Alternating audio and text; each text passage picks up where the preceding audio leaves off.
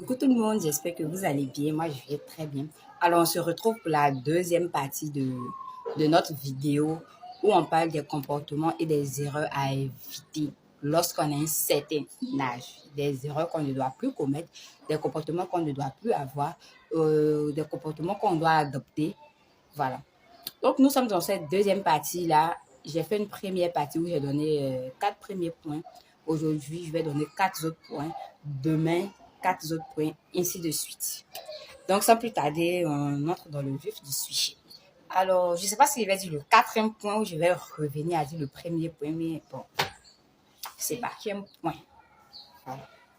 Être sélectif dans son entourage, dans ses relations. Savoir choisir son entourage, c'est très important. Tu ne peux pas avoir un certain âge et puis tu vas traîner avec des gens qui te créent des problèmes.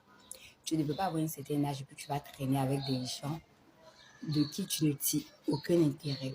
C'est-à-dire, vous êtes dans des relations amicales, amoureuses, où on a l'impression que vous êtes seul. Vous êtes dans des relations où toujours ce sont les disputes, toujours ce sont les querelles. Tous les jours, il faut régler des comptes. Ça, c'est pas de l'amitié, c'est pas une bonne relation, c'est pas une relation saine.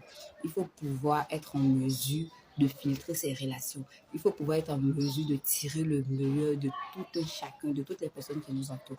On dit quoi? Dis-moi avec qui tu marches, je te dirai qui tu es. Donc, si tu marches avec des vagabonds, tu risques d'être vagabond. Je sais qu'il y a d'autres personnes qui diront, non, moi je marche avec des amis qui sont comme ça, mais je ne suis pas comme ça. Sache que l'influence joue beaucoup. Tôt ou tard, tu risques d'être influencé ou tu risques de... Le comportement de certaines personnes peut déteindre sur toi. Donc, c'est pour ça qu'il faut faire très attention. Il faut avoir des amis, de bons amis. Il faut être en couple avec de bonnes personnes, des personnes de vision. Du coup, tu dois faire le tri, tu dois déclasser certaines personnes dans ta vie, tu dois faire le tri, comme je l'ai dit, et puis avancer avec les bonnes personnes, avancer avec les meilleures personnes. Il faut que tu aies dans ton entourage tout genre de personnes qui t'inspirent, tout genre de personnes qui peuvent t'apporter un plus, qui peut t'aider. Quand on parle d'intérêt, vous voyez comme si c'est un truc qui est péjoratif. L'intérêt n'est pas forcément péjoratif. Parce que comme je le dis, même quand vous donnez de l'argent à un mendiant, vous espérez en retour une bénédiction divine. Donc, vous le faites par intérêt. Mais vous trouvez que cet intérêt-là est si. C'est comme ça dans les relations. On doit toujours avoir de l'intérêt. Tu ne vas pas marcher avec quelqu'un qui te donne de mauvais conseils. Tu marches avec quelqu'un qui te donne de bons conseils. Donc, c'est un intérêt que tu tires. L'intérêt, ce n'est pas forcément le pécule. Ce n'est pas forcément l'argent. Ce n'est pas forcément le bien matériel. Donc, l'intérêt, c'est dans tout. Soyez sélectif. Faites le tri dans vos amitiés. Déclassez ce que vous devez déclasser. Avancez avec ceux que vous devez rester. Avec ceux avec qui vous devez rester. C'est pas parce qu'on a fait 20 ans d'amitié, 10 ans d'amitié, on a fréquenté ensemble depuis le CPN, on s'est connus depuis la pauvreté jusqu'à... Quand cette personne-là ne t'arrange plus, tu déclasses cette personne-là. Tu peux garder cette personne-là dans tes relations comme ça, mais pas proche. Voilà. Tu la gardes à distance. Voilà. Donc, c'était ça pour le point de l'entourage. Sache choisir ton entourage. Le cinquième point, c'est de savoir gérer ses finances et de faire de l'épargne. Ça, c'est mon exercice perpétuel, ça.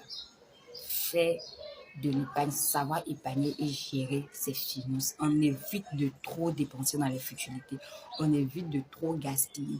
On dit, quand tu veux faire un achat, quand tu veux faire une dépense, demande-toi si tu peux acheter le même objet 3 fois.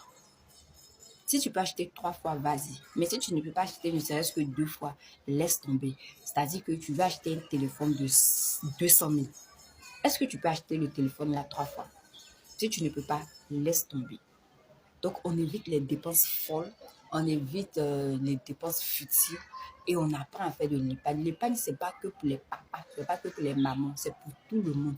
Dès que tu commences à gagner un peu d'argent, commence à épargner. Aussi, on n'épargne pas pour épargner, on épargne pour investir. Parce que si tu gardes ton argent depuis 5 ans, depuis 10 ans, et que c'est à la même place, dans 20 ans, ça ne pourra pas acheter quelque chose qu'on peut acheter actuellement parce que la vie devient chère.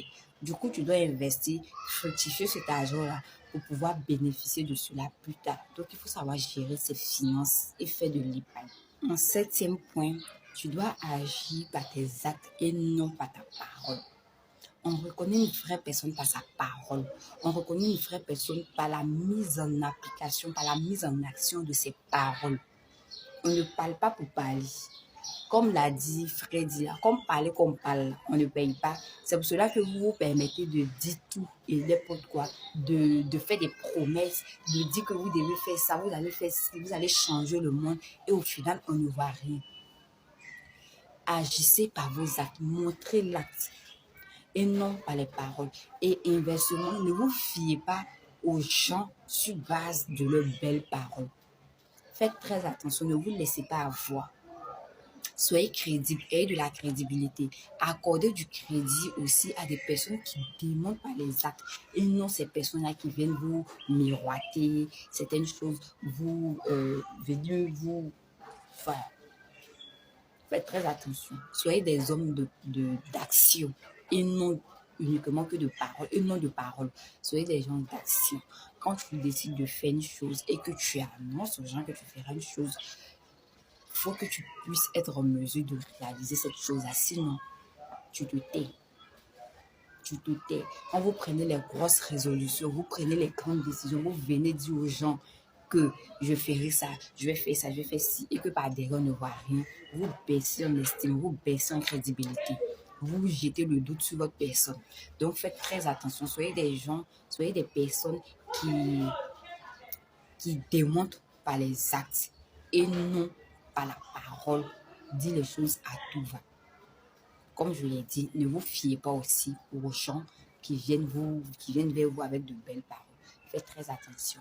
On ne va pas tomber dans les gamineries. Ça, c'était avant. Avant, on pouvait se faire avoir. Avant, on pouvait mentir aux gens, on pouvait parler pour parler. Maintenant, où on est devenu grand, on parle pour agir et on croit aux personnes qui agissent aussi. Le 8e point, faites de nouvelles rencontres. Vous avez déjà un cercle d'amis, c'est très bon, mais allez vers de nouvelles personnes. Faites de nouvelles rencontres. Vous allez apprendre de nouvelles choses. Renouvelez votre cercle amical.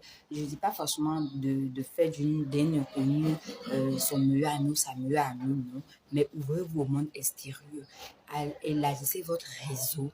Et allez vers de nouvelles personnes. Faites de nouvelles découvertes. Vous serez surpris d'apprendre des gens. Ayez des relations stratégiques. Du coup, allez vers d'autres personnes, ayez des relations stratégiques. Parce que votre ami là, que vous avez à côté, ne connaît pas tout, ne vous donnera pas tout. Du coup, vous devez élargir votre cercle, vous devez aller vers d'autres personnes, vous devez faire de nouvelles rencontres. Vous pouvez partir peut-être à des conférences, vous tissez des liens, vous échangez des contacts, vous allez peut-être, je ne sais pas moi, lors des voyages, à un séminaire, vous rencontrez des gens, vous allez dans un endroit bien où vous croisez d'autres personnes qui sont là, vous échangez les cartes de visite, vous engagez la conversation. Et puis bon, voilà, c'est de cette stratégie-là dont je parle. Élargissez vos connaissances, ouvrez votre cercle, ayez un réseau. Ces personnes-là pourront vous aider plus tard. Vous aurez besoin de cette personne-là plus tard. Vous pouvez rencontrer des avocats, vous pouvez rencontrer des plombiers, vous pouvez rencontrer des maçons, vous pouvez rencontrer des instituteurs, vous pouvez rencontrer des politiciens, vous pouvez rencontrer des artistes, vous pouvez rencontrer plein de personnes. Et un bon jour, vous savez que quand vous aurez besoin d'avoir une information ici, d'avoir ça là-bas du parti, vous savez que vous avez cette personne-là dans votre contact et que vous pouvez juste lancer l'appel et puis bon, voilà. Et puis garder les liens là. De temps en temps, vous pouvez lancer un message de j'espère que tu as passé une bonne journée, je te souhaite plein de choses. Voilà, juste pour ne pas que le jour où vous appelez la personne, c'est juste pour demander un service. Voilà, de temps en temps, on lance des petits messages de bonne journée, on lance des petits messages de bon appétit pour montrer qu'on est présent dans la vie de cette personne. Et par derrière, on pourra aisément demander une information ou un service. Voilà, c'est stratégique. Ouvrez vos cercles, élargissez vos cercles. C'est très important. Mais on ne dit pas de se faire ami avec ces personnes-là. Donc, je vais m'arrêter là. Comme je l'ai dit, le temps accordé aux vidéos est épuisé. Je l'ai dit tantôt, savoir gérer son temps. Donc, le temps de la vidéo est terminé. On va se retrouver demain pour 4 autres points. Pour la 3e partie, je vous remercie de m'avoir écouté. d'écouter, merci de liker, merci de partager. On se retrouve demain pour la suite de cette vidéo. Bisous.